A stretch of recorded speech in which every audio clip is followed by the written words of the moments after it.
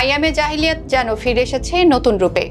বিএনপির অঙ্গ সংগঠনের নেতার হাতে পিটিয়ে খুন এক অসহায় রিকশা চালক বাবা। আমাদের এই সোনার বাংলাদেশে যেন আবার ফিরে এসেছে আইয়ামে জাহিলিয়াতের যুগ। বগুড়ায় মেয়ের বাল্যবিবাহ দিতে রাজি না হওয়ায় স্বেচ্ছাসেবক দলের নেতার হাতে নির্মমভাবে প্রাণ গেল এক অসহায় বাবার। শহরের শিববাড়ি এলাকায় রিকশা চালক মোহাম্মদ শাকিল মিয়ার বিরুদ্ধে মেয়েকে বিয়ে না দেয়ায় ক্ষিপ্ত হয় বগুড়া জেলা স্বেচ্ছাসেবক দলের সহ সাধারণ সম্পাদক জিতু ইসলাম। শনিবার সকালে কথা কাটাকাটির এক পর্যায়ে শাকিল জিতুকে চড় মারেন। বিকেলে প্রতিশোধ নিতে জিতু ও তার সহযোগীরা শাকিলকে বাড়ি থেকে তুলে নিয়ে যায় করতোয়া নদীর ঘাটে। সেখানে নির্মমভাবে পিটিয়ে মারধর করে। পরে পুলিশের হাতে তুলে দিতে মব তৈরি হয়। রক্তাক্ত অবস্থায় শাকিলকে উদ্ধার করে হাসপাতালে নেওয়া হয়। চিকিৎসকরা তাকে মৃত ঘোষণা করে।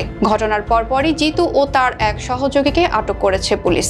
সংগঠন থেকে তাকে বহিষ্কারের সুপারিশ করা হয়েছে। কিন্তু প্রশ্ন থেকেই যায়, রাজনীতির নামে যদি এমন বর্বরতা ঘটে তবে সাধারণ মানুষ কোথায় যাবে? এই হত্যাকাণ্ড আজ আমাদের বিবেককে নাড়া দিচ্ছে।